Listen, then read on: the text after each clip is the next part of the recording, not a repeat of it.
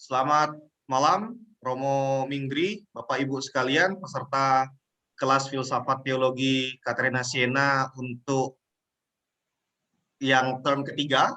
Jadi, saya kira cukup banyak dari kita di sini merupakan peserta dari kelas Filsafat Teologi yang term kedua.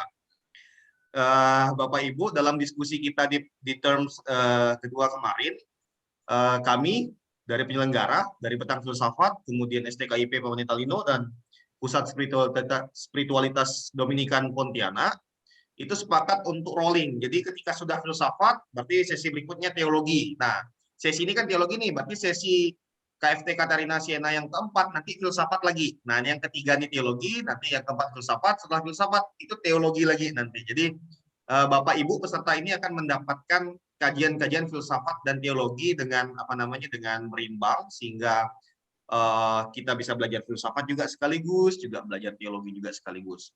Nah, untuk kelas filsafat teologi Katarina Siena yang ketiga ini, secara khusus untuk tema teologi, kita seperti permintaan Bapak Ibu dalam diskusi kita kemarin, akan secara khusus belajar tentang Thomas Aquinas. Kita akan secara khusus belajar tentang Thomas Aquinas, dan di 4 pertemuan awal, kita akan bersama-sama dengan Romo Minggri itu belajar tentang saya nggak tahu terjemahan bahasa Indonesia yang tepat apa ya. Saya terbiasa menggunakan memang cardinal virtus, tapi saya nggak tahu terjemahan tepatnya apakah kebijakan utama atau keutamaan kardinal. Nanti Romo Ming bisa menjelaskan bahasa Indonesia yang tepat untuk terjemahan ini. Cuman kalau misalnya waktu dulu saya belajar teologi memang jarang diterjemahkan ke bahasa Indonesia, memang menggunakan istilah cardinal virtus itu. Nah, 4 pertemuan awal ini kita akan belajar tentang Cardinal Virtus dari Romo Ming. Saya nggak tahu Romo Ming akan memulainya dengan apa, kebijaksanaankah atau lainnya. Jadi saya akan serahkan kepada Romo Ming untuk sesi ini, juga diskusinya pun Romo Ming nanti yang silakan atur kapan mau diskusi, tanya jawabnya, apakah selesai materi atau di pertengahan juga boleh tanya jawab. Silakan Romo Ming atur. Romo, saya persilakan. Baik, izin share screen sebentar.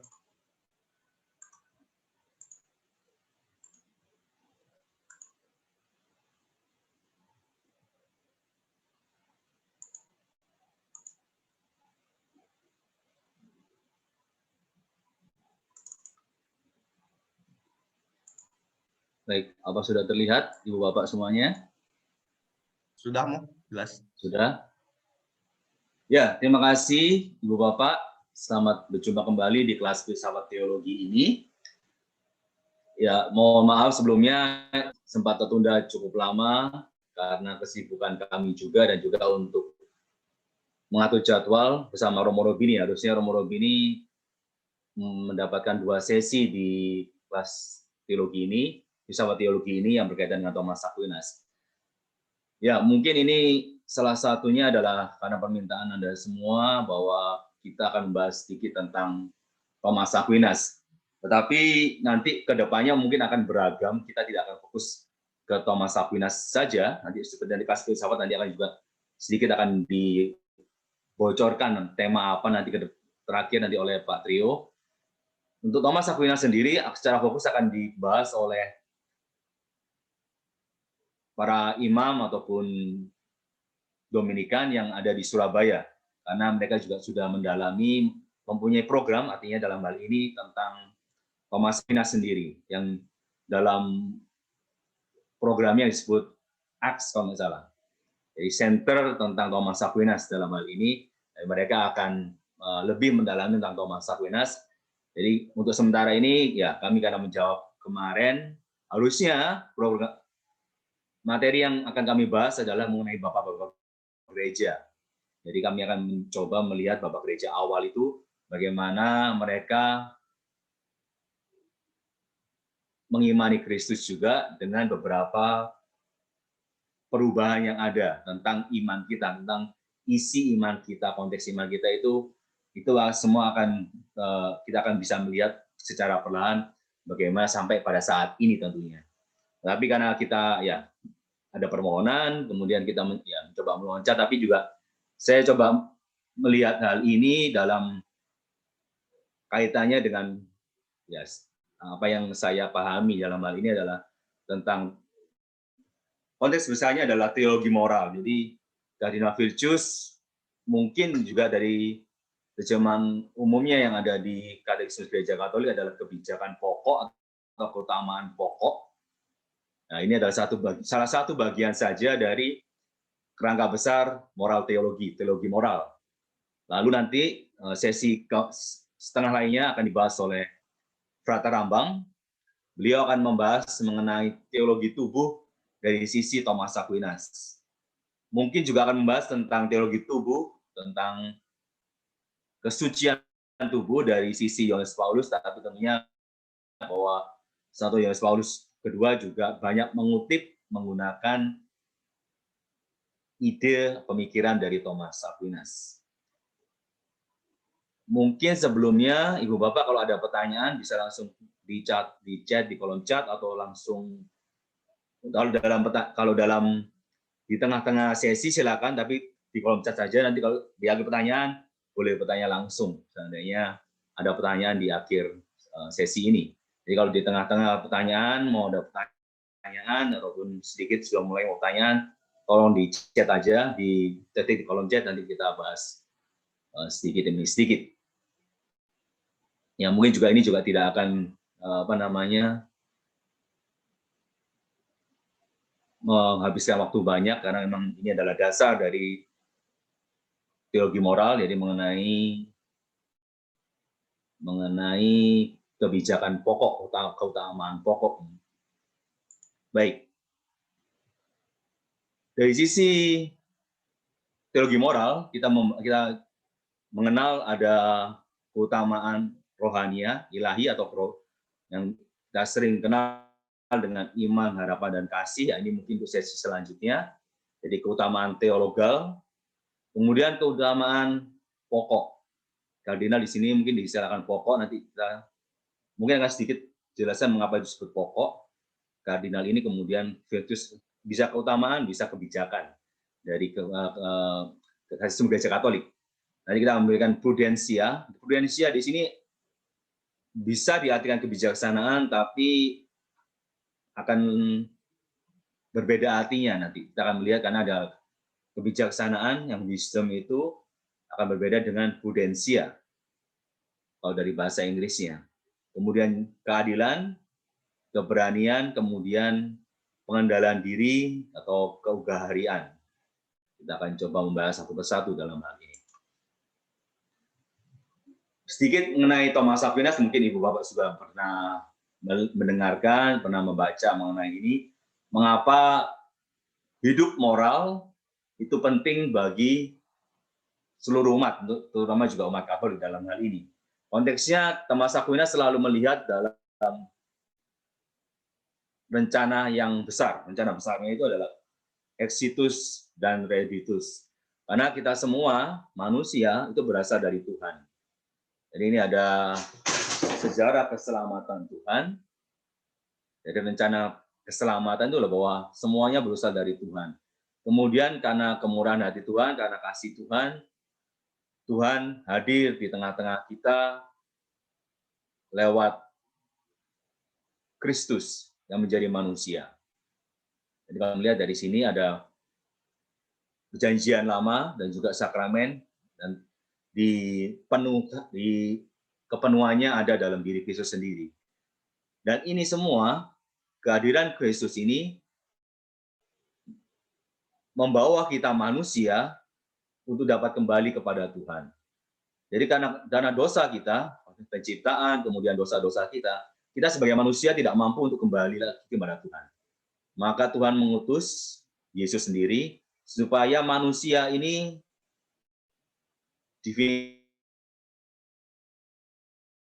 divinisinya untuk dapat kembali kepada Tuhan. Dan bagaimana Tuhan, Yesus dalam hal ini, dapat membawa manusia yang berdosa untuk kembali kepada Tuhan adalah lewat kehidupan moralitas, kehidupan baik sehari-hari yang dicontohkan oleh Tuhan Yesus Kristus dalam kitab suci yang kita sering baca. Jadi Yesus bukan hanya mengajarkan hal-hal yang bersifat ilahi, tapi juga bersifat keseharian, soal hidup baik, supaya manusia dengan meneladani Kristus dapat kembali kepada Tuhan, Tritunggal Maha Kudus dalam hal ini. Jadi ini kerangka besarnya. Mengapa kita manusia perlu hidup baik. Jadi supaya dapat kembali kepada Tuhan. Dan ya, sakramental, kehidupan sakramental itu juga penting sekali, kitab suci juga penting sekali, tapi selain itu juga bahwa kehidupan moral, hidup baik menjadi pokok yang penting juga dalam kehidupan kita sebagai umat Kristen, umat Katolik dan umat ini.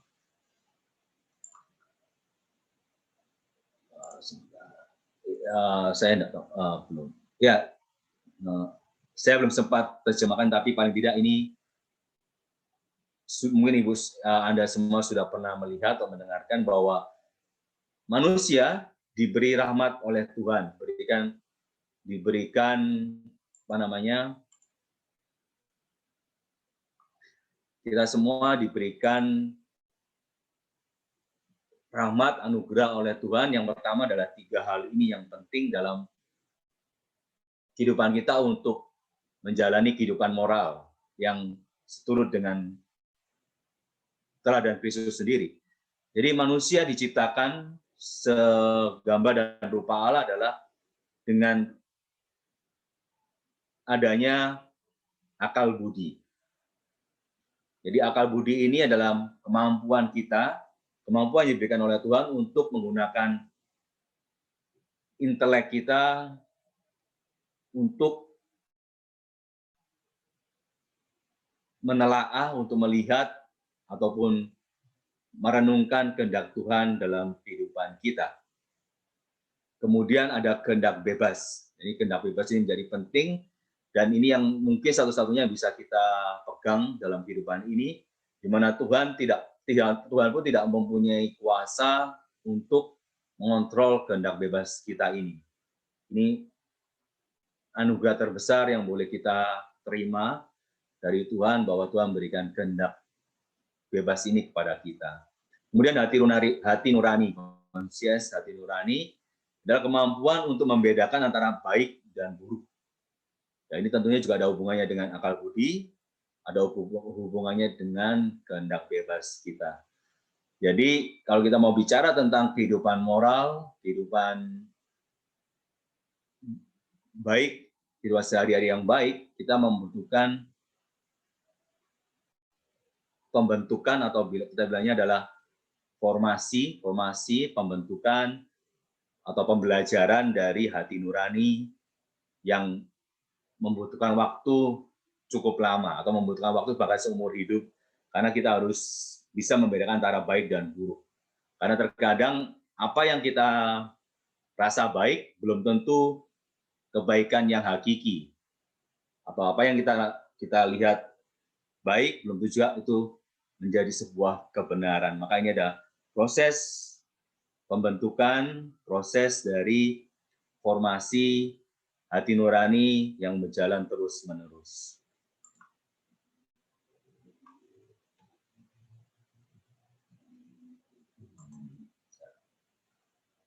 Dan salah satu hal yang bisa untuk membuat kita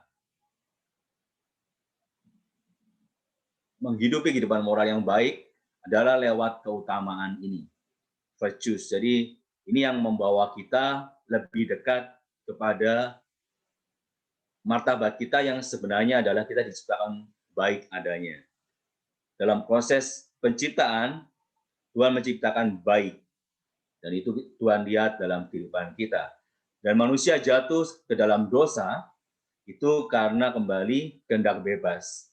Jadi bagaimana Tuhan memberikan kehendak bebas kepada Adam dan Hawa, dan Tuhan tidak bisa mengontrol kehendak bebas itu ataupun mengintervensi kehendak bebas itu. Semuanya diserahkan kepada Adam dan Hawa, dan ya akhirnya mereka menyalahgunakan kehendak bebas itu dan jatuh ke dalam dosa.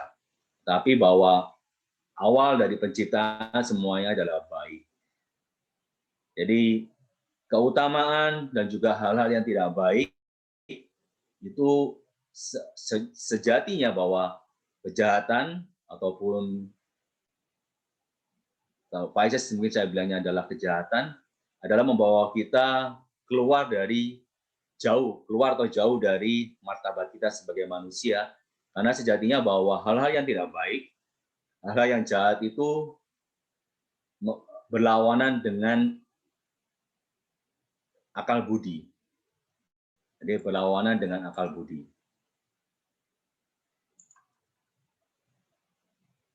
Selanjutnya bahwa hal-hal yang baik itu selalu berhubungan dengan apa yang menjadi akar dari sesuatu hal, sesuatu yang esensial dari sesuatu bentuk atau suatu kejadian.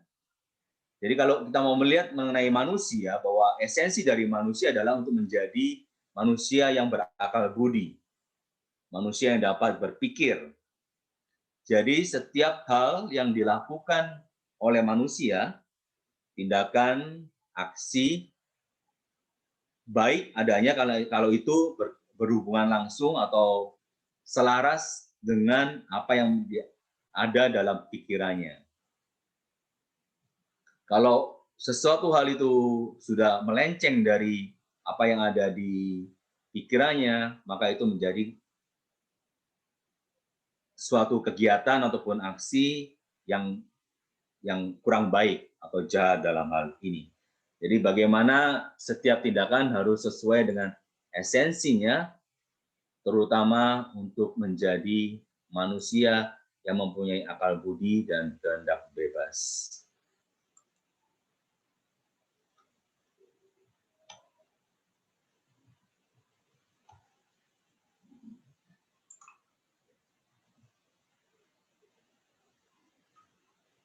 Kalau dari teori exitus reditus, keluar dan masuk kembali, exitus keluar, kemudian reditus kembali kepada Tuhan, bahwa tujuan manusia semuanya adalah untuk mencapai tujuan akhir, yaitu kebahagiaan utama. Dan ini juga bagaimana setiap kebiasaan ataupun latihan dari keutamaan kebijakan ini adalah untuk mencapai. Jadi Tritunggal Maha Kudus itu adalah sumber kebahagiaan, dan di samping itu juga menjadi tujuan akhir kita, yaitu kebahagiaan yang hakiki. Kemudian Thomas melihat bahwa keutamaan itu memberikan rasa utuh, persatuan dalam kehidupan kita, terutama dalam tindakan kita. Jadi hal-hal yang kita lakukan, bila dilakukan dengan keutamaan yang ada, ini akan membawa esensi tentang persatuan dalam kehidupan kita, dan juga esensi keutuhan dalam rangka bagaimana kita kembali kepada kebahagiaan. Nanti esensi kesatuan ini akan dibahas juga dengan filsafat selanjutnya mengenai bagaimana kita bisa tahu tentang sesuatu. Jadi ada teori tentang pengetahuan, bagaimana kita bisa tahu sesuatu nanti, bagaimana ini menjadi kita satu dengan apa yang telah Tuhan rencanakan dalam kehidupan kita lewat tindakan kita dengan berbuat keutamaan ini. Kemudian kehendak dan juga keinginan kita itu kadangkala bisa tersebar kemana-mana. Apalagi yang namanya keinginan. Manusia mempunyai banyak keinginan sehingga membuat kita bingung. Maka cara untuk menyatukan kembali, memusatkan kembali itu adalah lewat jalan keutamaan ini. Jadi mengapa penting Thomas melihat keutamaan ini penting dalam kehidupan manusia. Kemudian alasan kedua mengapa keutamaan ini penting, karena keutamaan ini membuat kita atau memampukan kita untuk bertindak dengan baik, dengan selaras atau mulus dalam hal ini, dan dengan beberapa ada unsur-unsur kesempurnaan.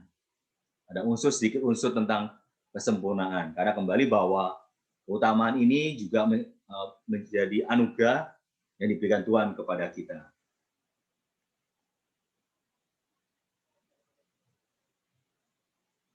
Jadi untuk mereka yang sedang berjuang, bergulat untuk mencapai kesempurnaan, mereka harus hari demi hari perlahan-lahan membangun kehidupan yang berdasarkan dengan keutamaan ini. Jadi benar-benar harus memilih, memutuskan dengan sukarela, dengan persetujuan untuk melakukan keutamaan supaya kehidupan baik dapat dilakukan setiap hari dan setiap saat.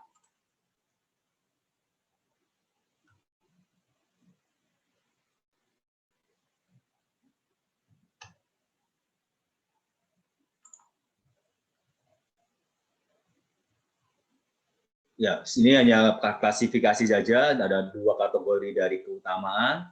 Dan yang sebutnya adalah tadi keutamaan moral yang berkaitan dengan kehidupan baik, kemudian keutamaan intelek yang berhubungan dengan akal budi.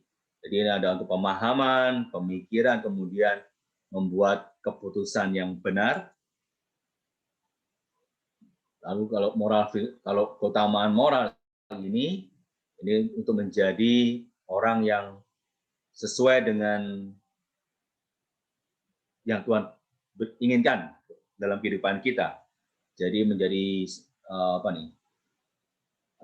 sesuatu yang alamiah dalam kehidupan kita.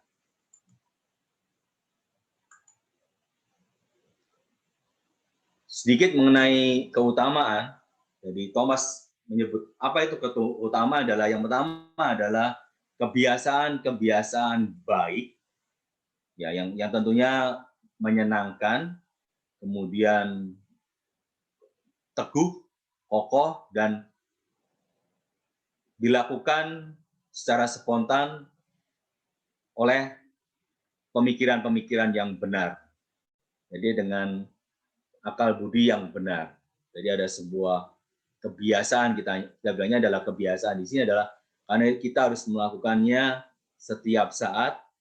Jadi sebuah latihan dalam kehidupan kita untuk berbuat sesuai dengan ajaran Tuhan tentunya, dengan pemikiran yang benar, dengan alasan yang benar juga. Kemudian, jadi tindakan ataupun kegiatan yang bersifat baik, dengan keutamaan yang baik akan membawa kepada kepenuhan hidup kita. Dan ini, keutamaan itu bisa yang seperti yang disampaikan di awal, bahwa dapat mengarahkan keinginan-keinginan kita, kemudian juga sejauh mana kita keinginan itu kembali kepada jalurnya. Apa yang harus kita lakukan, kapan, dan sejauh mana kita dapat melakukan hal itu. Jadi ini bagaimana keutamaan itu penting dalam kehidupan kita.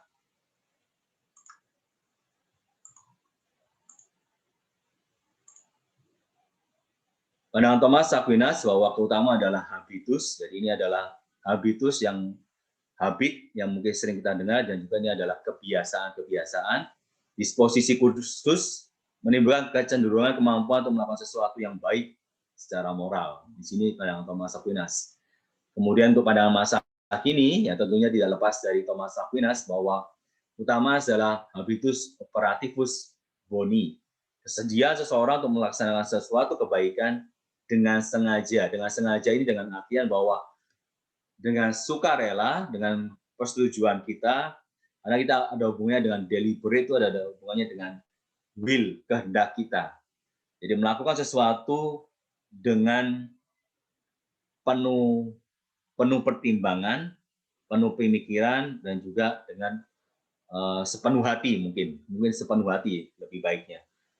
Untuk lebih jelasnya adalah dengan melakukannya dengan sepenuh hati. Karena kita benar-benar mau melakukannya dan atas seizin kita. Nah, ini tindakan yang yang harus kita lakukan. Karena seringkali dalam kehidupan kita berbuat sesuatu karena rutinitas. Karena itu suatu hal yang biasa, sehingga kita tidak lagi melihat maknanya mungkin. Atau kita tidak lagi melihat bahwa ini adalah benar-benar tindakan kita. Tapi kalau di sini adalah bahwa untuk berbuat sesuatu yang sifatnya keutamaan, habitus operativus boni, ada sesuatu tindakan yang benar-benar melewati tahap dari persetujuan kita ataupun juga permenungan ataupun pertimbangan yang benar.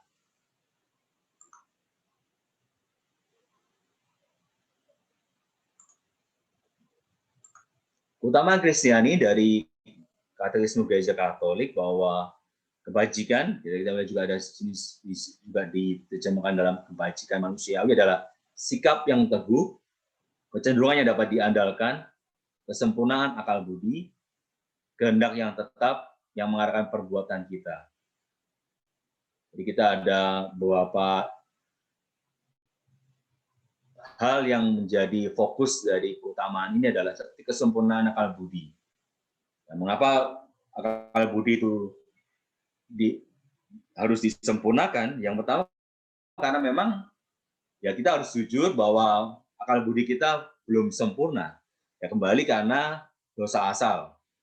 Jadi karena ya ini adalah efek dari dosa asal itu bahwa manusia tidak bisa tahu lagi banyak hal karena dosa asal, maka kita perlahan-lahan dengan keutamaan ini kita berharap bahwa akal budi kita bisa mencapai lagi kesempurnaan meskipun ya dalam kadar tertentu tentunya.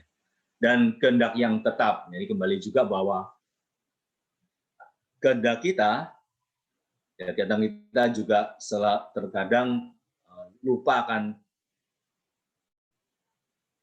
Tuhan sehingga kita lebih memilih kehendak kita daripada kehendak Tuhan ataupun kehendak umum yang menjadi kepentingan umum, kebaikan umum. Dan terlebih lagi bagaimana kebijakan itu mengatur hawa nafsu. Ini yang keinginan-keinginan yang tidak teratur dan terlebih lagi membimbing tingkah laku kita sesuai dengan akal budi dan iman. Ini kan bagaimana membimbing tingkah laku akal budi dengan iman. Kemudian akal budi kita juga bahwa kita belum sempurna akal budi ini. Tapi ya perlahan-lahan tentunya bahwa akal budi ini ya tentunya kita sudah diberikan anugerah ini dan kita harapan bahwa kita ingin menyempurnakan akal budi itu lewat keutamaan-keutamaan ini dan akhirnya kepada iman. Iman ini nanti kita akan melihat keutamaan teologal, bagaimana Tuhan berkarya dalam kehidupan manusia lewat iman, harapan, dan kasih yang akan lebih menyatukan kita, mengarahkan kita kembali kepada Tuhan. Dan penting juga dilihat bahwa keutamaan Kristiani menurut Katekisme Gereja Katolik bahwa akan memberi manusia kemudahan, kepastian, dan kegembiraan untuk menjalankan kehidupan moral secara baik. Ini juga penting juga dan ada istilah sukarela. Jadi sukarela ini ada hubungannya dengan hati kita, dengan kehendak kita, dengan izin kita. Jadi dengan sepenuh hati supaya kita melakukan tindakan ini benar-benar atas kemauan kita sendiri. Dari sini ada pertanyaan? Belum ada. Kemudian kebajikan moral diperoleh melalui usaha manusia, tentu saja. Jadi memang Tuhan menganugerahkan kepada kita akal budi dan kehendak, dan manusia diminta untuk berpartisipasi dalam rencana keselamatan itu tadi, bahwa kita perlu meneladani Kristus, tapi kembali juga bahwa kita harus menggunakan akal budi dan kehendak kita untuk berbuat baik. Jadi kebajikan yang juga menjadi buah dan benih dari perbuatan baik secara moral, yang bahkan seluruh kekuatan manusia kepada tujuan kita tadi, tujuan kita adalah kembali kepada Tuhan, yaitu Tuhan Maha Kudus, dan juga kebahagiaan mutlak, kebahagiaan yang hakiki, bersatu dengan Tuhan dengan cinta ilahi.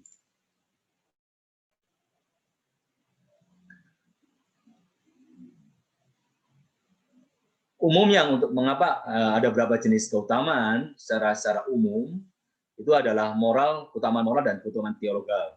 Keutamaan intelektual ini memang jarang sekali ditekankan karena ini berhubungan dengan akal budi. Jadi bagaimana kita menggunakan akal budi dengan baik. Secara umum bahwa keutamaan itu dibagi dua saja. Secara umum, secara garis besar dari ajaran gereja itu adalah keutamaan teologal, ada iman, harapan, dan kasih, kemudian keutamaan moral. Keutamaan moral ataupun keutamaan pokok dalam hal ini. Keutamaan pokok dalam hal ini, keutamaan pokok ini adalah yang tadi itu seperti ada yang sedang disebutkan tadi, keutamaan pokok ini ada prudensia, kebijaksanaan, keberanian, dan kebahagiaan. Keutamaan intelektual dan keutamaan moral ini adalah hanya pembagian dalam konteks kehidupan kita. Artinya bagaimana kita menggunakan akal budi kita, kemudian bagaimana kita hidup baik. Jadi kalau umumnya tidak jarang sekali dibahas tentang keutamaan intelektual ataupun keutamaan moral secara garis besar, tapi lebih kepada keutamaan teologal dan juga keutamaan pokok saja. Ini akan mengarah kepada keutamaan pokok yang memang mengarah secara khusus kepada keutamaan moral karena berhubungan dengan bagaimana kita berrelasi dengan manusia, ini keutamaan moral. Kemudian keutamaan intelektual ya bagaimana itu mencapai kesempurnaan hidup kita, mungkin dalam hal itu. Jadi sejauh mana kita mencapai kesempurnaan kita dengan membiasakan diri atau melatih diri kita dalam kehidupan intelek yang baik. Mungkin seperti itu. Jadi jangan bingung dengan keutamaan intelektual atau moral. Kita fokus saja dengan keutamaan teologal, kemudian dengan keutamaan pokok itu tadi. Nah, itu kita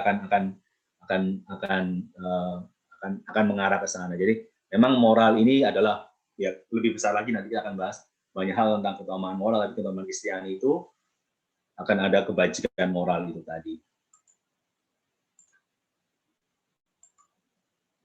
Jadi 4 kebajikan yang merupakan poros kehidupan moral. Ini orang disebut dengan kebajikan pokok.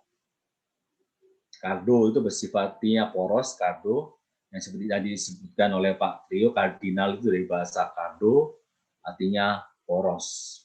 Jadi kalau dibilangnya adalah kebajikan pokok, kebajikan kardinal, atau kebajikan atau keutamaan pokok. Sebutkan kebijaksanaan di sini yang meskipun ya sebenarnya terjemahan yang ya paling mendekati sih, tapi memang belum tepat sekali, itu disebut sebagai kebijaksanaan.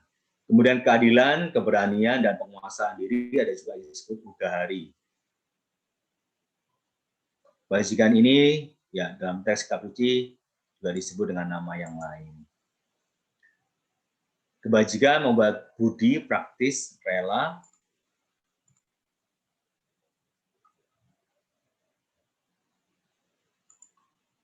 supaya dalam tiap situasi mengerti kebaikan yang benar, memilih cara yang tepat untuk mencapainya. Ya, orang yang bijak memperhatikan langkahnya, karena itu kuasai dirimu. Ini mengapa kita harus mempunyai hidup dalam ini kita akan sudah melihat dalam kebijaksanaan atau masuk dalam prudensia. Jadi apa itu kebijaksanaan menurut Katekismus Gereja Katolik adalah kebajikan yang membuat budi praktis rela supaya dalam tiap situasi mengerti kebaikan yang benar, memilih sarana yang tepat untuk mencapainya. Jadi ada beberapa hal yang harus kita perhatikan untuk dalam prudensia ini. Saya akan menyebutnya prudensia karena memang terjemahan yang memang belum ada, prudensia memang belum bisa diterjemahkan juga dalam bahasa Indonesia. Kita masih menggunakan bahasa Latin. Prudensia, kebijaksanaan, karena kita akan ada wisdom yang juga merupakan karunia Roh Kudus yang kalau diterjemahkan dalam bahasa Indonesia juga kebijaksanaan. Yang mungkin akan sedikit berbeda dengan prudensia. Kan di sini kita melihat bahwa prudensia itu ada unsur memiliki sarana yang tepat untuk mencapainya. Kalau kita bicara mengenai sarana yang tepat untuk mencapainya, kita akan fokus tentang akal budi. Bagaimana akal budi itu berperan serta atau berperan sangat penting dalam pelaksanaan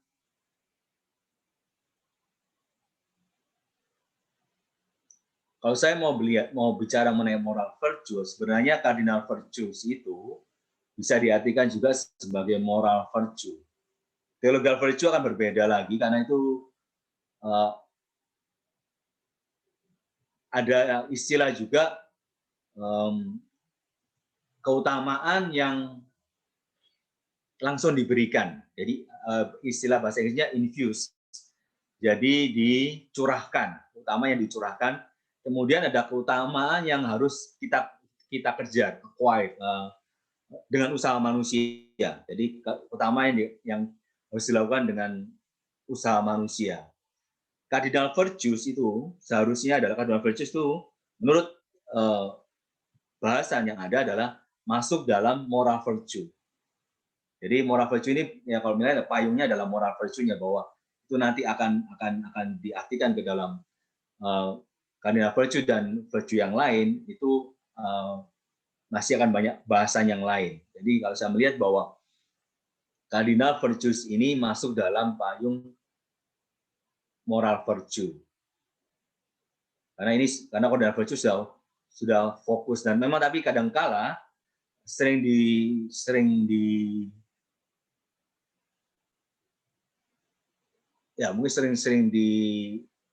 disandingkan antara moral virtue dan cardinal virtues karena kembali bahwa cardinal virtues ini mengatur ataupun mengarahkan kehidupan moral kita juga. Jadi juga disampaikan beberapa hal bahwa seringkali kalau sebelumnya adalah bahwa bagaimana poros kehidupan moral kita. Jadi 4 kebajikan ini merupakan poros kehidupan moral. Ya, tapi kembali bahwa memang 4 ini menjadi poros, tapi selain itu ada banyak lagi keutamaan-keutamaan yang berkaitan dengan kehidupan moral. Tapi poros ini, 4 pokok ini adalah yang menjadi pilar dalam kehidupan moral kita. Maka penting kita melihatnya, kita mempelajarinya mungkin dalam hal ini. Jadi 4 kardinal ini adalah bagian dari keutamaan moral yang besar sekali. Jadi kita nanti akan melihat bagaimana doa itu juga menjadi nanti, tapi bukan di sini, nanti akan doa, kemudian hidup beragama itu juga menjadi kehidupan moral, keutamaan moral, tapi tidak menjadi bagian dari 4 pokok dari keutamaan ini, poros. Jadi porosnya saja. Jadi pilarnya ini ada 4 ini. Jadi semua nanti kalau semua selain dari 4 ini akan bisa kita masukkan dalam keempat keutamaan pokok ini. Seperti misalkan agama, berdoa. Boleh tanya nggak? Baik, silakan. Tadi Romo ngomong bicara bahwa kehidupan beragama itu tidak masuk dalam 4 poros itu ya, Romo ya? Tidak. Secara ya baik ya saya. Lanjut. Tapi kan bukannya 4 poros itu juga bisa dilatih lewat kehidupan beragama? Ya, lalu? Jadi maksudnya saya agak bingung aja kenapa Ya, jadi begini. Kehidupan beragama itu sarana untuk melatih itu gitu ya? Bukan sarana sih, lebih kepada nanti kita akan melihat bahwa mungkin kalau saya tidak tahu apakah bahasa yang tepat adalah cabang dalam hal ini. Karena dari misalkan keutamaan moral itu cabangnya yang paling besar adalah cabang besarnya adalah keutamaan pokok ini. Jadi prudensia, kemudian keberanian dan 2 lainnya keadilan dan juga pengendalian diri. Nah, itu akan bisa dipecah lagi dalam keutamaan-keutamaan yang lain. Misalkan yaitu keutamaan untuk hidup beragama, kehidupan doa, dan keutamaan-keutamaan yang lain. Seperti misalkan tadi ada pertanyaan tentang kerendahan hati. Nah, kerendahan hati masuk ke dalam keutamaan mana? Nah, itu akan semua kita akan bisa melihat nanti masuk dalam kalau kita akan melihat dari ajaran Thomas Aquinas bahwa itu semua akan, kalau yang kecil-kecil ini, yang cabang-cabang kecil ini akan bisa kita tarik kesimpulan masuk dalam 4 pokok dari keutamaan ini.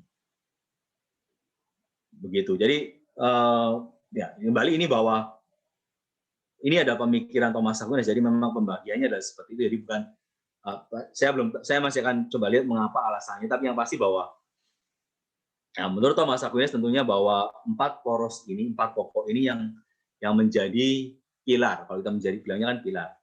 Jadi misalkan kalau pilar ya itu yang akan menjadi landasan, menjadi pondasi dari kehidupan moral yang lainnya.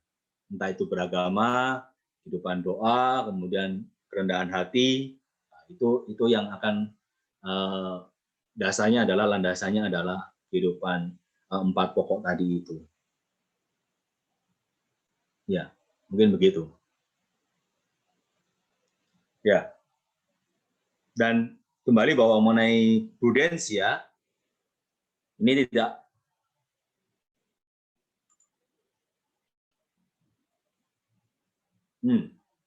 ya, untuk sementara saya belum bisa menjawab ini.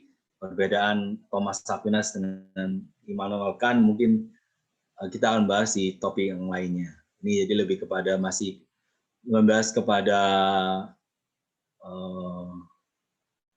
pendahuluan. Jadi kita akan coba membahas selanjutnya bagaimana filsafat moral dari Aquinas dengan Kant.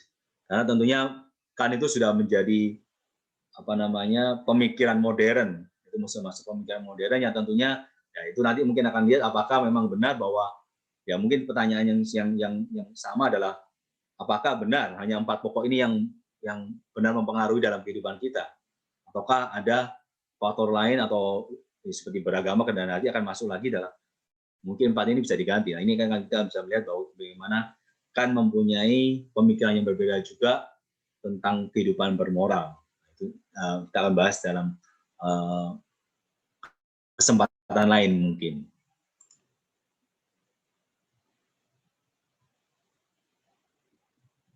Baik.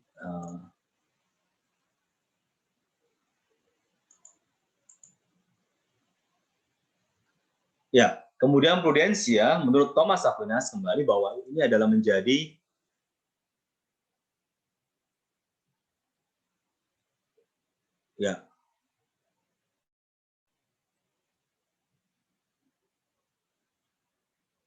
kembali bahwa Thomas melihat ini semuanya adalah kalau dari Aristoteles memiliki 12 keutamaan, ya kembali bahwa Thomas mencoba mensintesiskan semuanya berhubungan dengan bukan hanya Aristoteles, tapi Thomas juga menggunakan sumber yang lain seperti Agustinus dan segala macamnya. Jadi makanya kalau kita melihat mengapa Thomas melihat 4 pilar ini begitu penting dan tidak memasukkan 8 yang lain, tentunya bahwa ini kaitannya dengan banyak hal yang pemikiran-pemikiran yang sudah dikembangkan oleh Thomas Aquinas dan semua sudah mengerucut menjadi 4 ini, dan tentunya juga kalau saya melihatnya adalah berkaitan dengan kehidupan teologal, dan Thomas melihat bahwa ke-8 yang lainnya bisa disimpulkan dalam 4 pokok ini. Kalau kita melihat pilar, kalau semuanya itu dimasukkan dalam pilar, tentunya bagi Thomas karena 4 ini menjadi penting, maka bila kita bisa mengembangkan 4 ini dengan baik, ya harapannya bahwa ke-8 yang lainnya juga akan mengikuti. Itu saya rasa melihatnya seperti itu. Dan saya memang kurang tahu pasti mengapa alasannya, tapi yang pasti bahwa Thomas mencoba melihat semuanya, menyederhanakan semuanya. Itu pemikiran Thomas. Dan juga bagaimana Thomas menggunakan Agustinus juga. Dan Thomas bisa melihat Thomas mempunyai anugerah sendiri bagaimana semuanya itu bisa termasuk dalam 4 ini. Ya, misalkan saja seperti prudensia atau kebijaksanaan ini, Thomas melihat bahwa ini adalah prudensia ini adalah pengemudi kebajikan.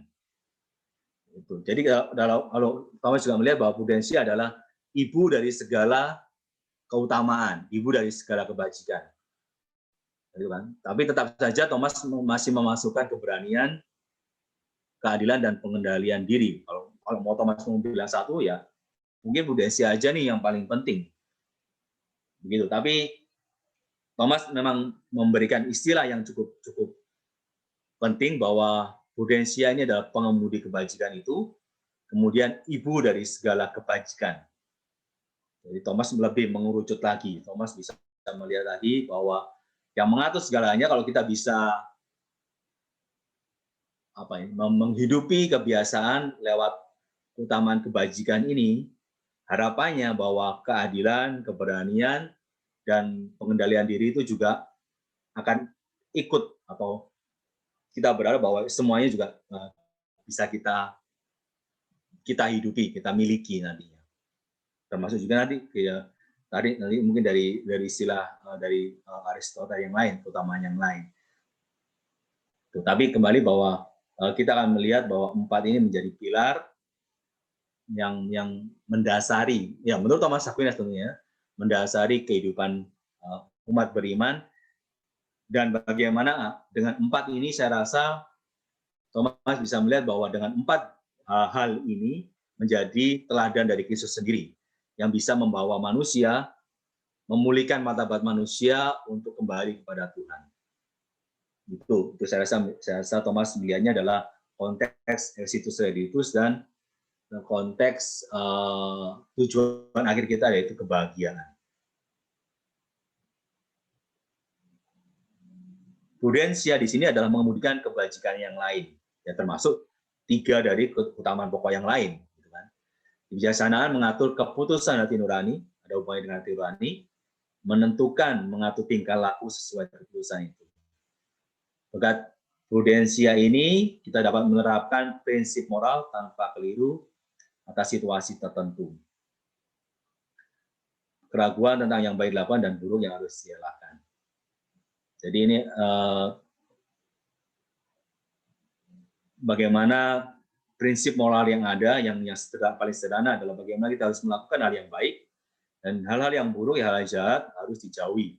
Dan kita harus mengelakkan hal-hal itu. Jadi ini standar paling sederhana dari prinsip moral yang ada. Dan tentunya ya ini kembali bahwa dengan prudensia kita akan bisa melihat lebih jelas mana hal-hal yang baik yang harus dilakukan dan mana hal-hal yang buruk harus dijauhi atau harus dielakkan.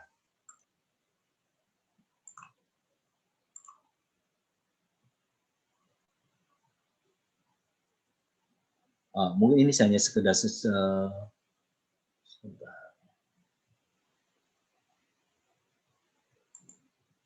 ini mungkin garis besar dulu aja. Ya, itu prudensia, kemudian keadilan, kita akan bahas tentang keadilan yang ada di keutamaan Kristiani. Kemudian ada juga keberanian.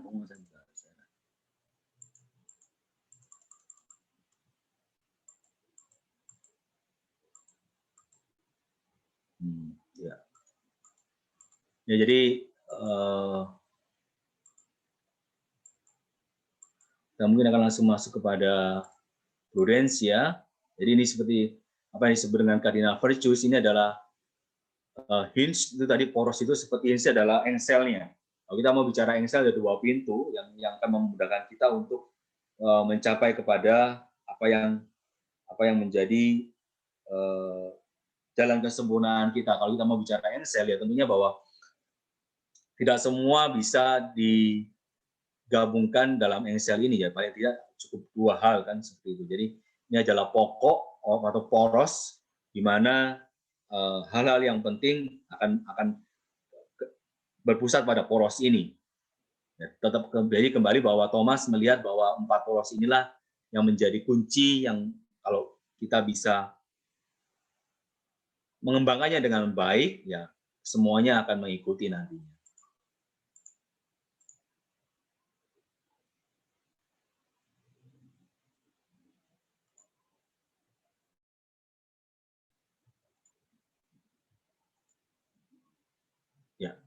Ya, kita coba melihat bagaimana prudensia itu menjadi pokok ibu dari seluruh keutamaan-keutamaan yang ada.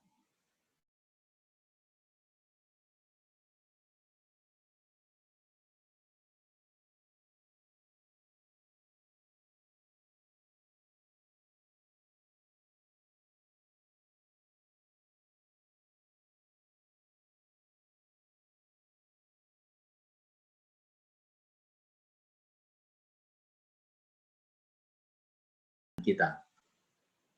Prudensia adalah keutamaan yang bersifat mengharuskan atau memerintahkan, imperatif itu seperti memerintahkan, perintah, kemudian tindakan yang mengharuskan orang untuk melakukan membuat orang untuk melakukan tindakan secara pasti.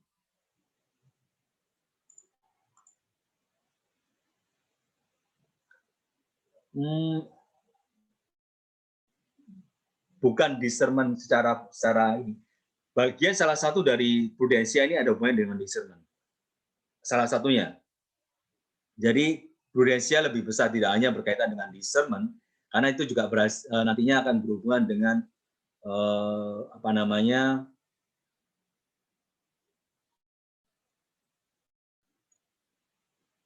salah satu faktor memang dari prudensia adalah bisa memilah mana yang baik dan juga bisa memilah sarananya mana. Nah, ini juga bukan hanya discernment saja. Mungkin tidak bisa dikatakan sama dengan discernment. Discernment ini adalah salah satu faktor aja supaya kita bisa mempunyai prudensia yang benar. Karena prudensia sendiri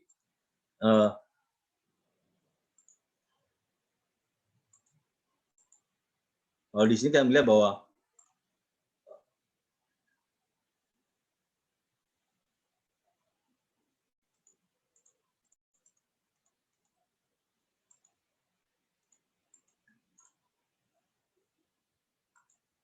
ya, mungkin saya ini coba lihat bahwa kearifan atau kebijaksanaan itu ada rasio aljibilium dan akal budi yang benar dan dapat dioperasikan dalam tingkah laku manusia.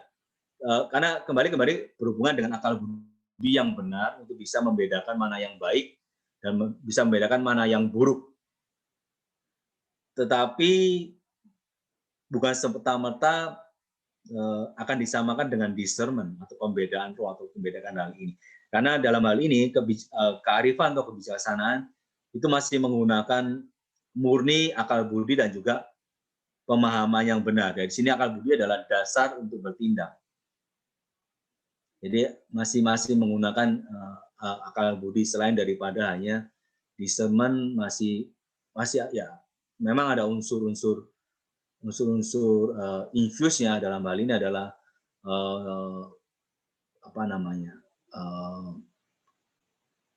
penyelenggara atau ya hubungannya dengan inspirasi ilahi, tapi murni dari bahwa kearifan atau kebijaksanaan ini menggunakan akal budi untuk membandingkan atau mempertimbangkan hal-hal yang baik ataupun mempertimbangkan setiap tindakan, sarana yang harus dilakukan, kemudian juga tujuannya apa.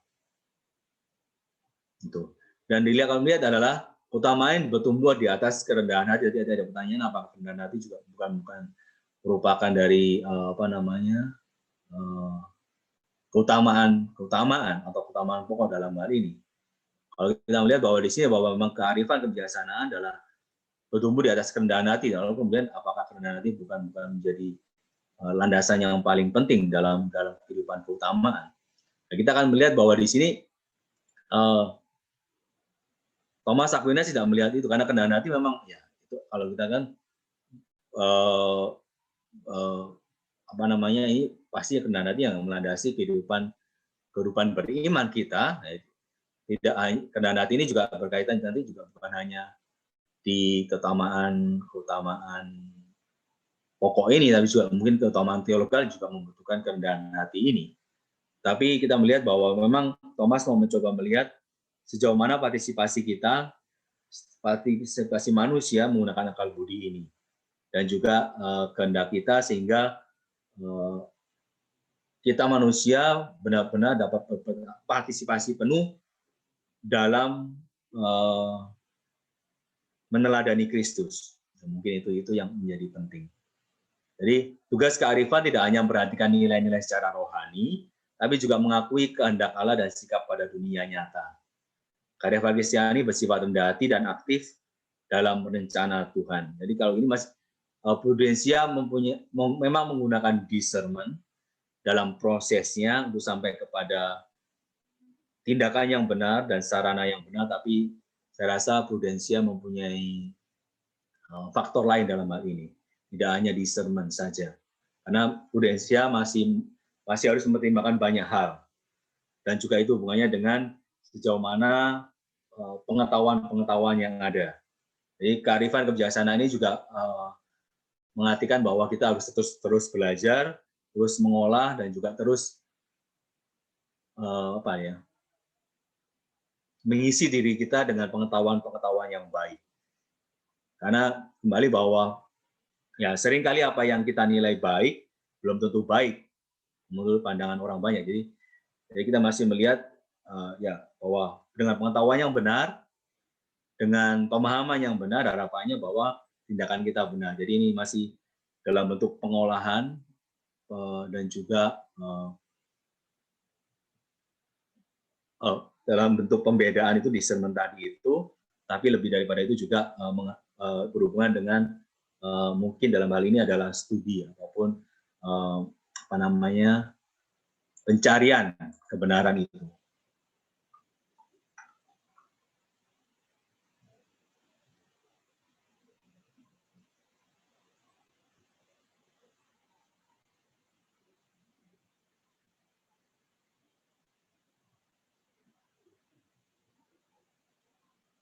Sukarela ini adalah mungkin kalau saya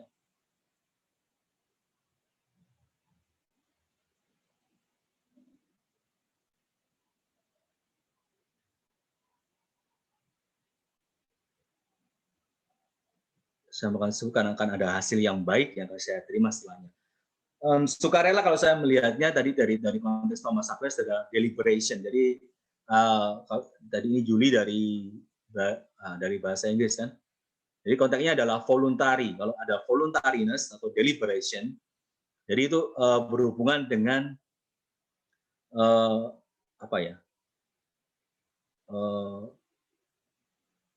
ya ini mungkin ada miss dari terjemahan sukarela, tapi deliberation ini ada hubungannya bahwa dengan kita benar-benar mau melakukannya. Jadi ada kalau voluntary itu berhubungan dengan will, kehendak kita. Jadi kita menghendakinya, kita mau melakukannya. Gitu. Ya, lepas dari ya memang kalau kita melihat Thomas kan tidak melihat bahwa apakah harus dengan imbalan atau tidak. Lepas daripada itu ya tentunya bahwa hal yang baik kalau kita mau mencari melihat kehendak hati di sini bahwa sesuatu hal yang dengan kehendak itu dengan kemauan ya harapannya adalah tanpa imbalan di situ kan. Yang penting bahwa kepentingan umum itu bisa terjawab atau bisa tersampaikan. Jadi kepentingan umum, common good. Itu tujuannya adalah untuk mencapai common good, kepentingan umum. Nah, itu tujuan dari ke deliberation ini ataupun dari sukarela ataupun sifatnya yang voluntariness, voluntary. Itu. Jadi memang kita melihat bahwa ya ini kemauan diri sendiri itu adalah kita menyetujui tindakan itu atau mungkin kalau gampangnya mungkin ya kita tidak merasa ada beban lah istilahnya mungkin gitu. Ya, karena saya mau melakukannya itu loh. Jadi atas mungkin dengan juga dengan persetujuan kita mungkin itu. Jadi voluntari itu ada unsur setuju atau tidak setuju. Jadi dengan persetujuan penuh dari diri kita. Ya, mungkin itu yang terjemahannya lebih tepat adalah dengan persetujuan kita, dengan kemauan kita sendiri. Begitu, semoga menjawab, Yulis.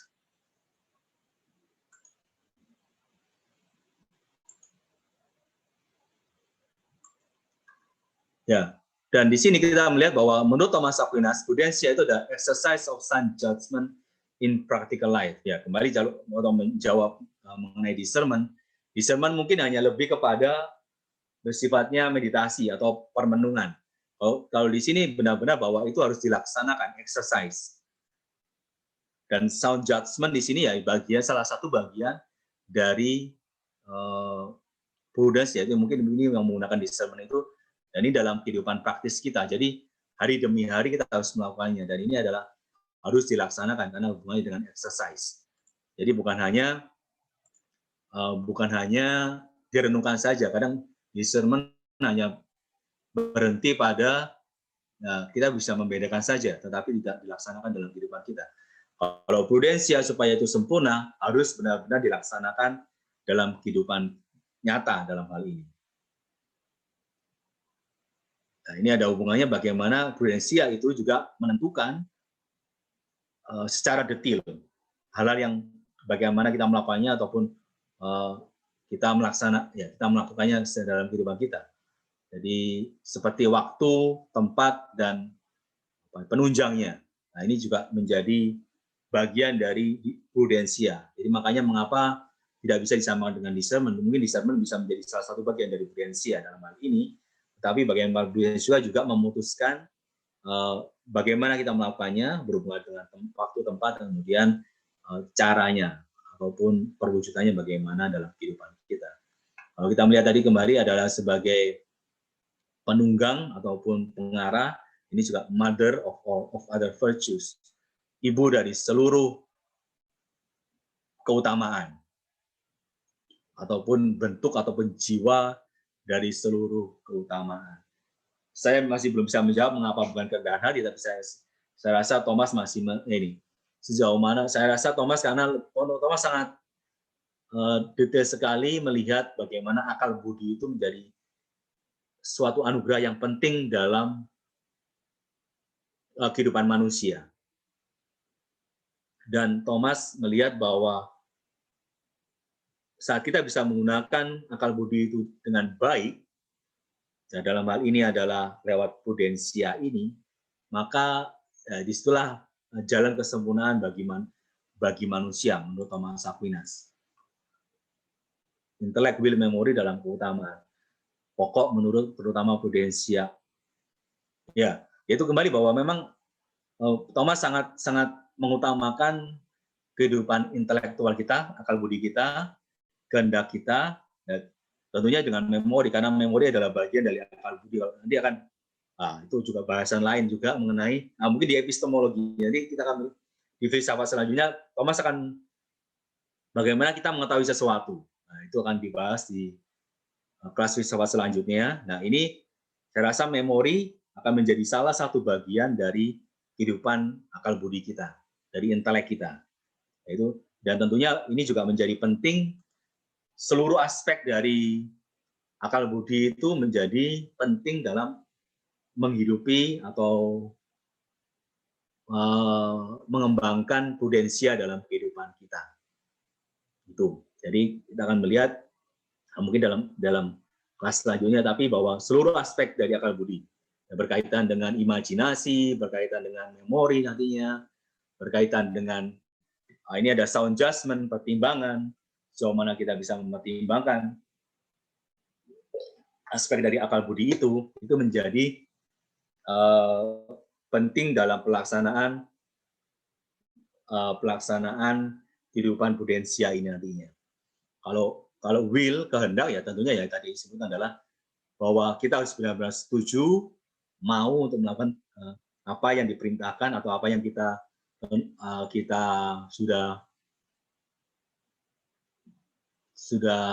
cari dan sudah tentukan dalam prudensia ini. Nah, ini contohnya contohnya apa yang membuat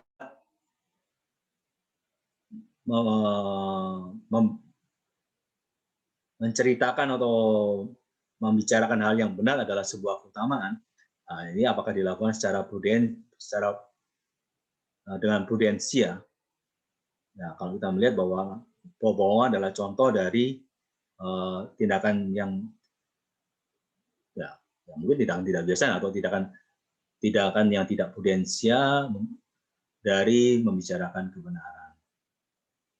Ya, mungkin ada kesalahan di sini, mungkin yang mengapa itu disebutkan dengan kebijaksanaan di kesempatan karena Thomas mungkin memiliki bahwa kebijaksanaan yang berhubungan dengan kehidupan manusia. Kalau ini adalah pemikiran yang benar yang berhubungan dengan tindakan. Ya, mungkin di sini. Jadi memang ada unsur kebijaksanaan, tapi kita akan melihat itu berbeda dengan kebijaksanaan yang akan sedikit berbeda dengan kebijaksanaan yang disebutkan sebagai karunia Roh Kudus.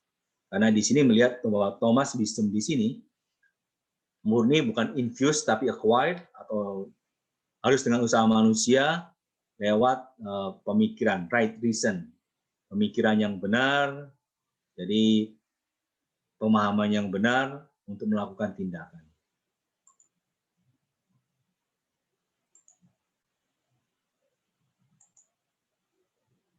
Jadi mungkin yang sudah saya sampaikan tadi, disampaikan tadi bahwa prudensia adalah kebiasaan. Jadi di KGK juga sama-sama mungkin itu sedikit terjemahan yang sudah diterjemahkan. Kemudian bahwa prudensia membantu orang untuk menjadi manusia yang lebih baik. Jadi ini juga berhubungan dengan keahlian dari pemahaman untuk mencapai kebaikan. Jadi ini ada hubungannya dengan skill. Dan skill, kalau berhubungan skill adalah masih berhubungan dengan reason atau akal budi untuk melakukan hal-hal yang baik.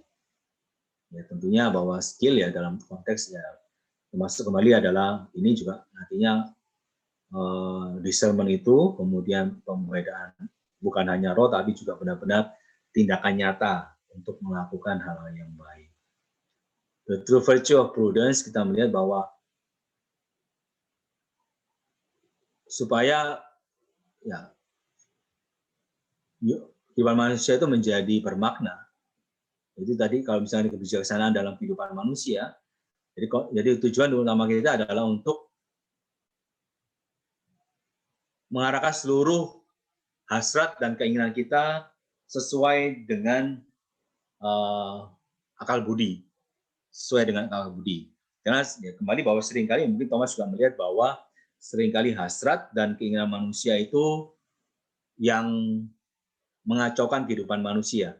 Karena hasrat dan keinginan itu seringkali membawa manusia jauh dari tujuan utama kita, karena itu bertentangan dengan pikiran kita, dengan pemahaman kita, atau berkaitan dengan hal-hal yang bisa kita lakukan dengan akal budi kita. Jadi berbeda dengan akal, karena tentunya bahwa kembali bahwa akal budi ini kan juga yang menjadikan kita serupa dengan gambar Allah, dan harapannya bahwa akal budi ini membawa kita semakin dekat kepada Tuhan.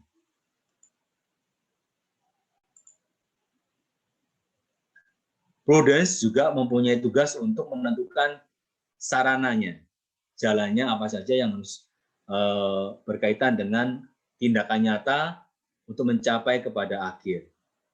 Jadi tidak hanya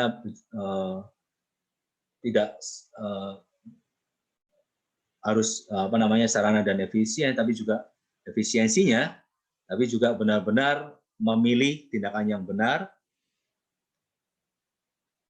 tindakan yang efisien, dan juga tujuannya harus baik. Jadi banyak faktor yang bisa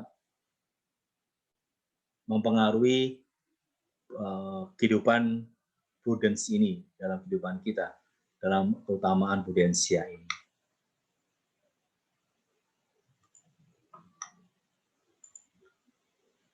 Tujuan yang ingin dicapai dari prudensia ini adalah willing act of the choice of action, adalah tindakan nyata dalam kehidupan kita sehari-hari atau saat ini tentang pilihan, tentang tindakan-tindakan yang tepat. Nah, di sini kita melihat adalah willing act. Jadi itu yang mungkin dimasukkan dengan sukarela adalah kegiatan-kegiatan yang kita setujui. Tindakan nyata yang kita setujui yang berhubungan dengan tindakan yang tepat untuk dilakukan.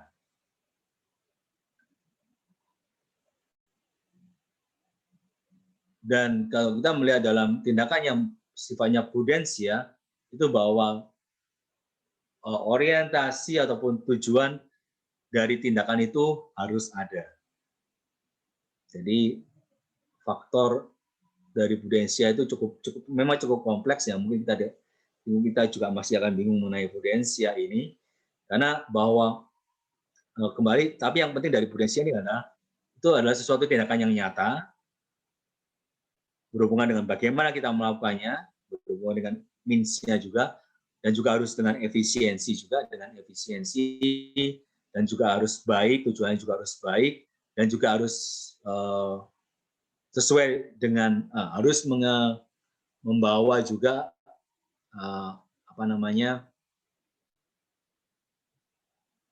persetujuan kita juga harus setuju dengan tindakan itu, dan terlebih lagi juga bahwa mengapa dari tindakan itu harus sesuai dengan jalurnya. Karena ini berhubungan dengan practical truth of action adalah kebenaran yang praktis dari tindakan itu. Jadi ada hubungannya dengan hal-hal yang praktis dalam setiap tindakan. Itu yang menjadi bagaimana mungkin kunci dari kita mencoba untuk menghidupi prudensia ini.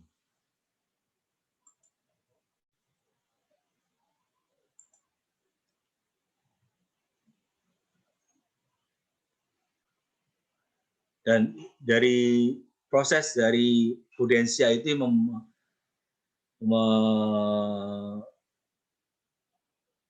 dipenuhi oleh tiga kegiatan yang ada dalam prudensia ini. Yang pertama adalah consideration, kemudian judgment, kemudian sampai comment to action. Jadi consideration berbicara tentang persiapan bagaimana kita melakukan itu sampai kepada kita memutuskan hal itu.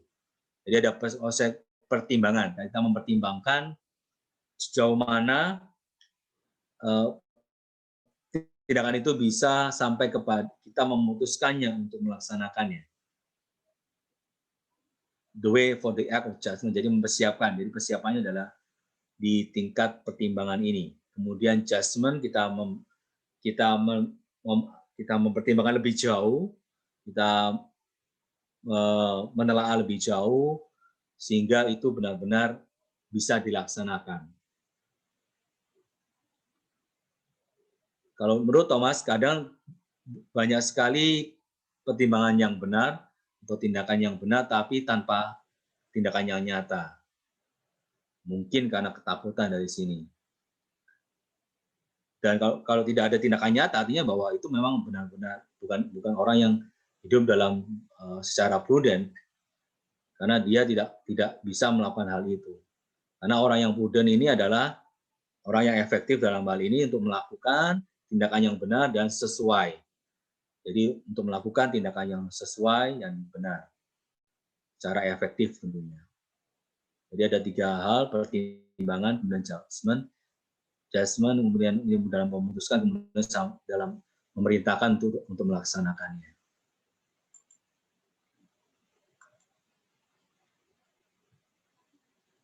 Tingkat terakhir ataupun aksi terakhir dari itu harus dengan kepastian tentunya. Jadi untuk command untuk melakukan, perintah untuk melakukan dari pemahaman kita itu.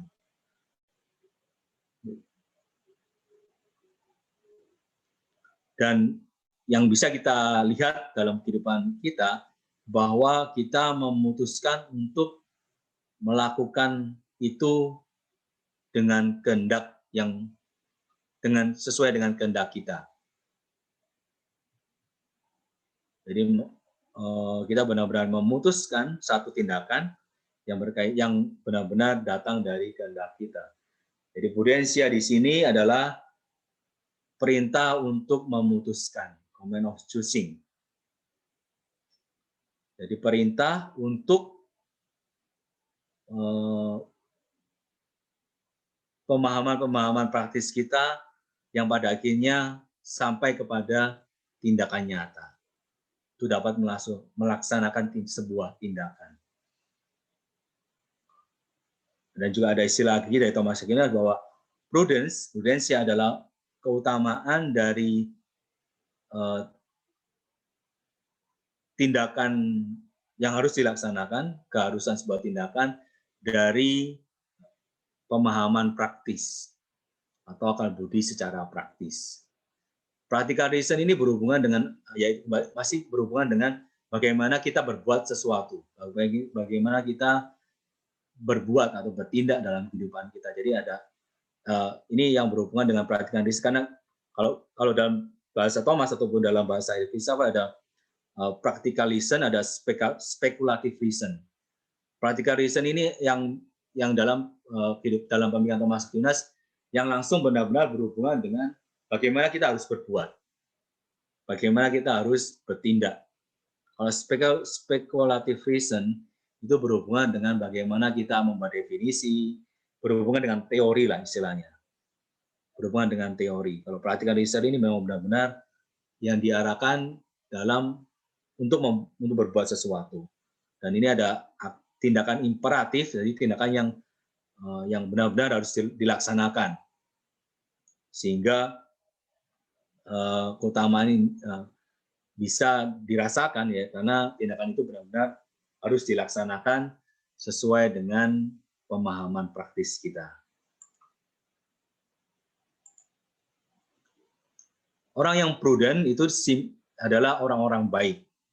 Dia orang-orang yang memiliki keutamaan, karena kembali bahwa orang yang hidup dalam prudent itu dia tidak akan dijauhkan dari pemilihan tindakan yang benar, memutuskan tindakan yang benar, karena mereka mencapai sesuatu berdasarkan dengan pemahaman yang benar tentunya, sesuai dengan selaras dengan pemahamannya dia. Jadi kembali bahwa prudent person kembali bahwa prudent person harus terus memperbarui seluruh pemahamannya tentunya dengan pengetahuan yang benar dalam hal ini. Karena kembali bahwa judging good action kalau kita adalah ini berkaitan dengan reason, dengan pemahaman. Jadi pemahaman yang benar itu selalu penting dalam kita. Jadi kita harus memperbarui diri selalu sehingga mencapai kepada prudent person. Jadi kembali kalau kita membaca seperti yang kalau truth telling itu orang yang bicara kebenaran kemudian berbohong ya. Kalau orang melihat berbohong itu benar ya itu ada sesuatu yang harus dikoreksi dulu, dibetulkan dulu dalam pemahamannya mengenai kebohongan itu juga. Karena ini kembali semuanya berhubungan dengan pemahaman, dengan proses berpikirnya. Nah, nanti mungkin coba tanya Pak Trio, reason kalau dalam bahasa Indonesia apa? Karena kalau dalam bahasa Indonesia kita masih ada akal budi, masih intelektual dari reason ini mungkin lebih kepada pemahaman ataupun juga proses berpikir dari manusia. Reasoning. Jadi reasoning pun ya salah satu bagian jasa saja dari kemampuan manusia, kemampuan akal budi manusia, akal budi kita itu.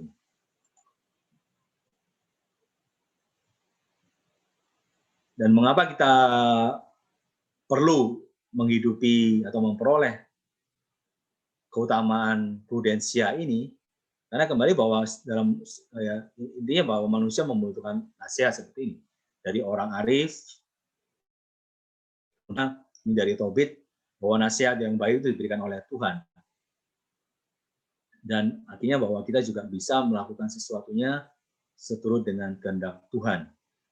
Dan usaha serta rencana berhasil dengan baik. Jadi kebijaksanaan, prudensia, keutamaan pokok membuat budi praktis rela. Setiap situasi mengerti kebaikan yang benar, memiliki sarana yang tepat untuk mencapainya. Jadi kembali kita mau melihat bahwa itu ada kebaikan yang benar. Ini juga menjadi mungkin dilema dalam kehidupan kita. Bagaimana kita bisa memahami kebaikan yang benar? Ya, tentunya kalau dalam iman Katolik kita percaya bahwa kebaikan yang benar ini berkaitan dengan 10 perintah Allah. 10 perintah Allah dan hukum kasih dan kemudian sarana yang tepat untuk mencapainya. Dan ya, ini bagaimana ini akan masuk bagaimana discernment itu penting nantinya untuk mencapai sarana yang tepat. Tapi sarana yang tepat ini adalah bukan hanya dalam pemikiran, bukan hanya dalam imajinasi ataupun memori, tapi harus benar-benar sampai pada pelaksanaannya, sampai pada tindakan nyatanya. Jadi memilih sarana yang baik, mencapai tujuan akhir yang baik, yaitu tindakan baik. Kemudian menurut Thomas ada 8 bagian integral dari prudensia, jadi bagaimana kita menggunakan ingatan akan masa lalu. Tadi pertanyaan mengenai memori, karena kembali bahwa akal budi itu mempunyai unsur yang beberapa bagian, ya, termasuknya adalah memori, ada imajinasi, nanti akan ada reasoning juga, nah, itu juga bagian dari akal budi, tentunya bahwa itu menjadi bagian integral dari akal budi tentunya. Jadi ini di sini akan ada pemahaman mengenai masa sekarang, ada unsur kepatuhan, kemudian ada unsur kecerdasan, kemampuan untuk berpikir jernih, kemampuan untuk melihat kemungkinan yang terjadi, kehati-hatian dan perhatian. Jadi kita bisa melihat kan bahwa discernment juga menjadi bagaimana kita bisa melihat, bisa dari unsur kecerdasan, kemudian kemampuan untuk berpikir jernih. Discernment juga mungkin bisa untuk melihat kemungkinan yang terjadi di sini. Tapi itu hanya salah satu bagian dari prudensia, dari keutamaan prudensia ini. Jadi mengapa prudensia disebut virtue? Karena itu setiap tindakan kita itu selaras sesuai dengan jati diri kita, martabat kita, yaitu untuk mencapai hal-hal yang baik. Karena sejatinya bahwa kita diciptakan baik, itu yang kita percayai. Dan bagaimana prudence itu mencapai tujuan akhir saat bisa diwujudkan dalam tindakan nyata. Dan prudence harus dipraktekkan setiap hari, karena itu menjadi jalan bagi kita untuk mencapai keseimbangan dalam kehidupan kita, ya tentunya dalam setiap tindakan kita. Karena itu ya berhubungan dengan bagaimana kita mengevaluasi, kemudian mendiskusikannya, memilah-milahnya, kemudian memutuskan, sampai akhirnya untuk memerintahkan untuk dilaksanakan. Jadi ini proses yang cukup panjang menurut Thomas Aquinas, tapi kalau dalam kenyataannya ya bisa jadi ini bisa sekilas saja, tapi Thomas begitu detail untuk melihat bahwa prudensia membutuhkan beberapa tahap untuk sampai pada kesempurnaannya. Nah, ini bagaimana salah satu faktor untuk melihat bahwa kita sudah berada pada jalurnya, ya tentunya common good. Nah, ini yang harus diusahakan adalah kepentingan umum. Kepentingan dari ya masyarakat yang mungkin ya masyarakat kecil dan komunitas yang cukup besar, ini yang berhubungan dengan bagaimana kita mungkin bisa menilai sejauh mana kita sudah melangkah dalam jalur yang benar untuk menghidupi keutamaan prudensia ini. Menurut Thomas, bahwa prudensia ini adalah sistem yang secara komunitas yang membawa kita kepada kepemimpinan. Dan sehingga mereka yang menjadi pemimpin haruslah mereka yang mempunyai karakter atau mempunyai kualitas sebagai manusia yang memiliki prudensia ini, atau manusia yang bijaksana, ya dalam tanda kutip, ya bijaksana, bahwa itu yang dibutuhkan untuk menjadi seorang pemimpin. Lalu kalau kita berhubungan dengan bagaimana dengan orang-orang yang tidak bijaksana, yang imprudence, orang-orang yang tidak bijaksana, yang tidak bisa menghidupi kehidupan prudensia ini, apakah itu sebuah kesalahan atau bahkan sebuah dosa. Kalau kita melihat bahwa imprudence ini adalah ketidakadaannya atau hilangnya sebuah keutamaan, maka itu ya, oleh Thomas Aquinas tidak disebut sebagai dosa. Tetapi bahwa ketidakbijaksanaan ataupun ketidakprudensia, imprudensi ini menjadi dosa ketika seseorang tidak memiliki keutamaan prudensia yang seharusnya orang miliki. Kembali karena orang itu tidak menggunakan seluruh hidupnya ataupun seluruh tidak melakukan tindakan nyata, tidak ada usaha untuk berbuat secara bijaksana, untuk bertindak secara bijaksana. Nah, misalkan saja kalau di sini adalah bagaimana kita kekurangan sebuah disposisi yang diharuskan untuk dapat melakukan tindakan itu secara dengan persetujuan kita, dan bagaimana orang itu tidak melakukannya. Jadi saat melakukan tindakan yang khusus, orang tidak melakukan tanpa persetujuan atau tanpa persetujuan dan tidak melakukan apa yang seharusnya dilakukan oleh orang-orang yang di sana.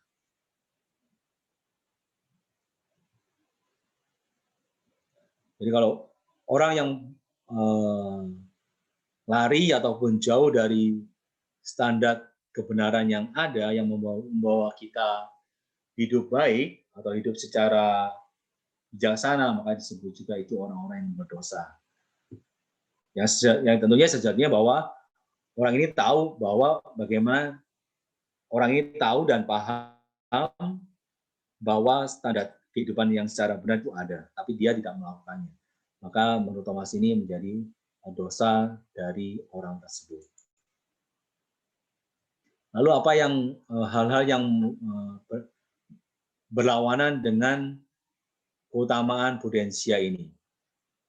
Di sini kita melihat ada rashness itu lebih kepada kecerobohan, lebih ke gerusa-gerusu, terlalu cepat untuk melakukan tindakan tanpa menggunakan pertimbangan yang tepat.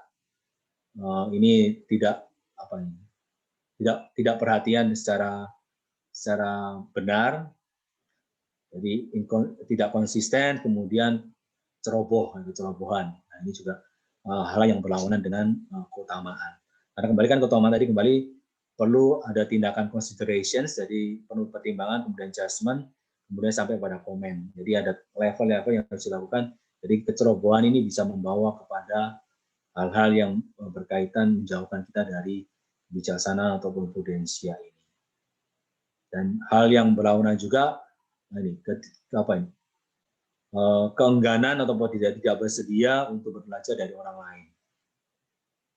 Karena bahwa dalam prudensia kita harus memiliki pemahaman yang benar, practical reason, pemahaman yang benar secara praktis tentang hal-hal yang baik. Nah, seringkali bahwa ya dengan keterbatasan kita, dengan kekurangan apa yang mungkin membatasi keterbatasan kita dan kekurangan kita, ya kita perlu belajar dari orang lain. Nah, ini belajar ini mengenai hal-hal yang baik tentang kepentingan umum ataupun common good dari komunitas yang ada. Negligence di sini jadi negligence lebih kepada lupa ataupun tidak peduli. Nah, mungkin juga antara lupa ataupun tidak pedulian ini membuat kita sebuah kejahatan, keburukan, sehingga karena menghilangkan sebuah tindakan yang secara pemahaman yang betul, dengan pemahaman yang seharusnya dilakukan dengan benar. Kembali bahwa negligence yang pelupa ataupun ketidakpedulian ini karena tidak konsisten dan kegigihan dalam memilih tindakan itu.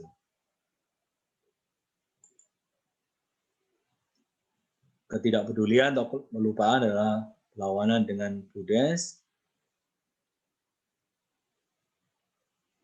karena melemahkan pikiran ataupun pemahaman kita untuk melemahkan pemikiran kita, di mana kita tidak digerakkan ataupun untuk melakukan tindakan itu. Karena kita bahwa dengan negligence kita menjadi lemah untuk berbuat sesuatu.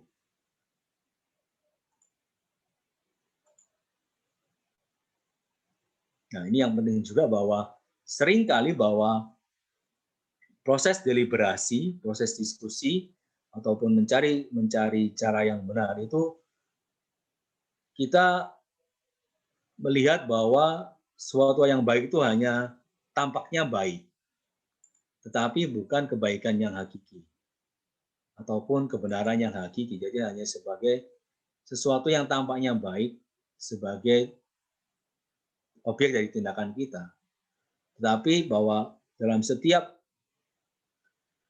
dan nah, kalau dengan dan ini makanya mengapa kita harus belajar terus-menerus, kita harus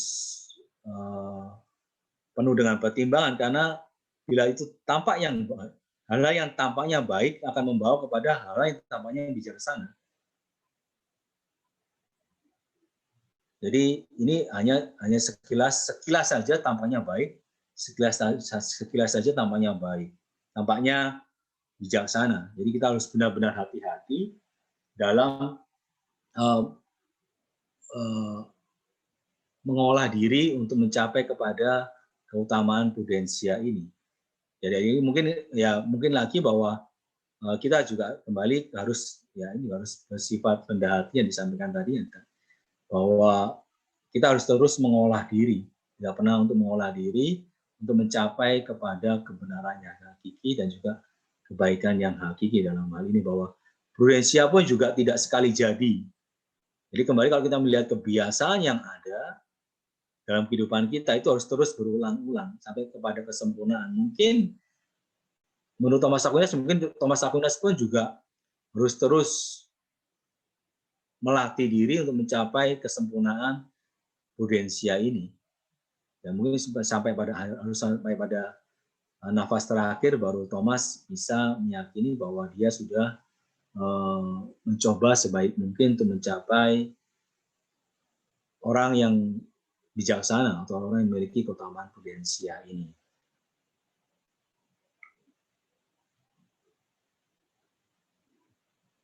Dan bagaimana juga ini yang penting bahwa menurut Thomas ya, bahwa mungkin astuteness ini berkaitan dengan yang bisa mungkin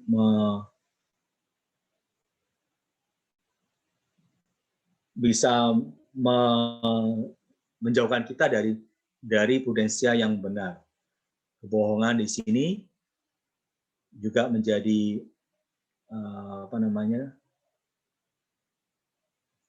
hal yang menjauhkan kita dari prudensia yang benar.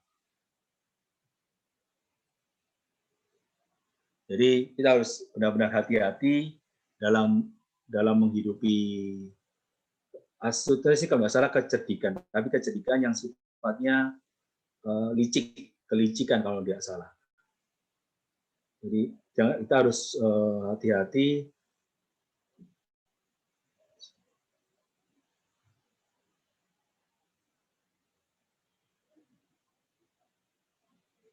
Ya, astuteness ini kalau nggak salah kelicikan ataupun kecerdikan yang ya. Jadi kelicikan ataupun yang membawa kita bahkan semakin jauh dari keutamaan prudensia ataupun keutamaan kebijaksanaan ini. Jadi ini mungkin dua hal yang menurut Thomas Aquinas harus kita perhatikan baik-baik dalam kita mencoba menghidupi kehidupan kebijaksanaan ataupun keutamaan, adalah kelicikan, ya kecerdasan tapi yang sifatnya licin atau kelicikan, kemudian kebohongan. Jadi setiap orang harus melihat bahwa ya prudensia ya bisa juga kita merasa bahwa kita sudah sempurna, maka kita lupa untuk melatih diri, kita lupa untuk membiasakan diri untuk mencapai kepada kesempurnaan.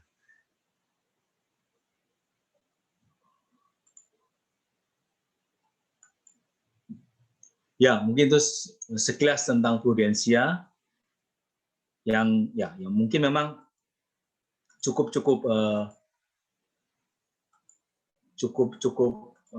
membingungkan, karena kembali bahwa tindakan dari Thomas Aquinas sendiri dan juga terjemahan yang ada, tapi kita mau mencoba melihat bahwa prudensia ini sangat berkaitan dengan akal budi. Itu yang pertama yang bisa kita coba lihat adalah bagaimana akal budi kita ini benar-benar mempunyai peran penting untuk membawa kita kepada kesempurnaan hidup ataupun kebahagiaan utama.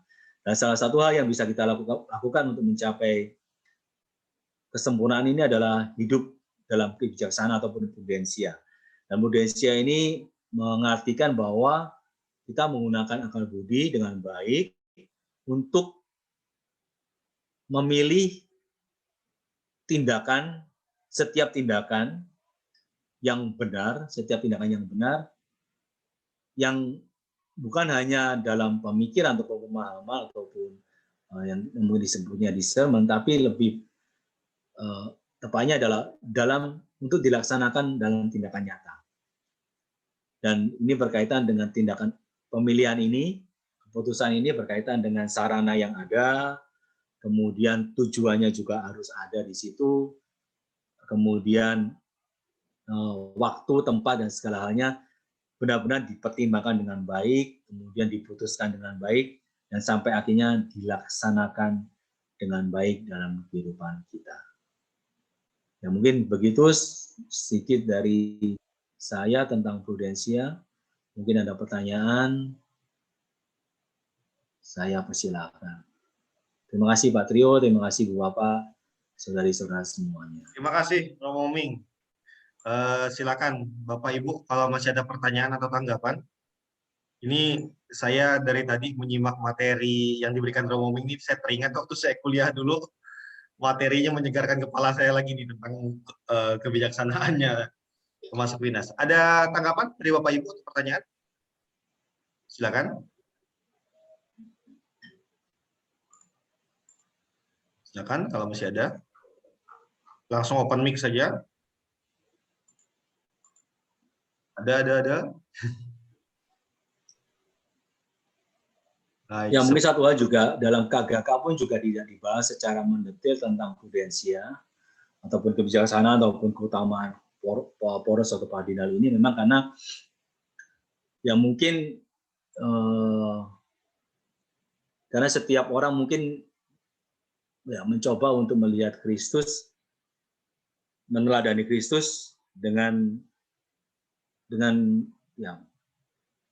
inspirasi dari Tuhan sendiri, dalam hal ini mungkin seperti itu. Jadi, tetapi memang bahwa gereja juga tidak menetapkan aturan yang baku secara khusus untuk menjalani kehidupan moral sejauh bahwa kita mentaati 10 perintah Allah misalkan. Itu jalan yang harus kita lakukan. Dan itu yang pertama. Dan memang ya Thomas Aquinas ini ya sebagai pemikir yang utama yang mencoba melihat mendalami lah istilahnya dalam hal ini proses berpikir dari manusia. Dan menurut Thomas bahwa akal budi itu bisa membawa manusia kepada kesucian, itu saja. Mungkin pertama itu. Jadi iman penting. Jadi Thomas tidak pernah tidak pernah membandingkan ataupun memisahkan antara iman dan harapan. Iman dan akal budi. Jadi menurut Thomas bahwa akal budi itu bisa membawa manusia kepada kesucian. Dan makanya Thomas ya dengan bantuan Aristoteles dan filosofer yang lain mencoba mendalami apa toh yang ada di dalam akal budi itu sebenarnya. Ya mungkin ini sedikit membingungkan karena kembali bahwa ya seharusnya memang ada bahasan akal tentang epistemologi duluan yang mungkin yang harusnya dibahas sebelum Thomas Aquinas. Makanya kemarin juga ya ini juga ada karena perubahan-perubahan yang ada. Jadi memang prudensia ataupun kebijaksanaan ini benar-benar mencoba melihat akal budi itu penting, itu aja sih. Penting, dan tindakan kita juga harus selaras dengan kebenaran, dengan kebaikan, sehingga nantinya kita mencapai kepada kekudusan kita atau kebahagiaan kita. Mungkin itu. Ya, saya juga mohon maaf belum bisa menerjemahkan teksnya dalam bahasa Indonesia, karena juga ada keterbatasan juga dalam menerjemahkan. Ada keterbatasan bahasa Indonesia juga. Ya, soalnya kalau teks-teks yang bahasa Inggris yang kemudian kita terjemahkan ke bahasa Indonesia, ada beberapa term yang memang nggak bisa diterjemahkan dan lebih bagus kalau dipertahankan dalam bahasa asli sebenarnya. Iya. Baik, mungkin ada pertanyaan, silakan. Kalau tidak ada. Silakan Bapak Ibu, kalau tidak ada, kita tutup. Masih ada waktu 20 menit sebenarnya. Cukup? Saya kira? Ya, sepertinya kita cukupkan. Untuk pengumuman saja, jadi kelas ini akan ada di minggu depan lagi, di jam 18.30. Untuk Ibu Nik Broto minta maaf karena rentang usianya saya buat sampai 70 tahun saja. Jadi di presensi mau saya buat rentang usia peserta. Ternyata Ya. sepertinya ada yang lebih dari 70 tahun ini. Ya, nanti akan saya perbaiki lagi untuk presensinya. Terima kasih banyak Romo Ming untuk sesi Terima kasih pertama ini. banyak, Pak Trio. Ya, terima kasih banyak. Ini untuk apa namanya? Untuk diketahui saja, untuk kelas filsafat teologi yang keempat nanti kita akan belajar tentang yang tadi disebut Romo Ming, yaitu epistemologi. Nanti detailnya akan kami share dalam poster-posternya nanti. Itu saja. Saya kira terima kasih banyak Romo semuanya, Bapak Ibu. Selamat malam. Tuhan berkati. Terima kasih. Tuhan berkati. Terima kasih banyak Ibu Bapak. Terima kasih Romo Ming.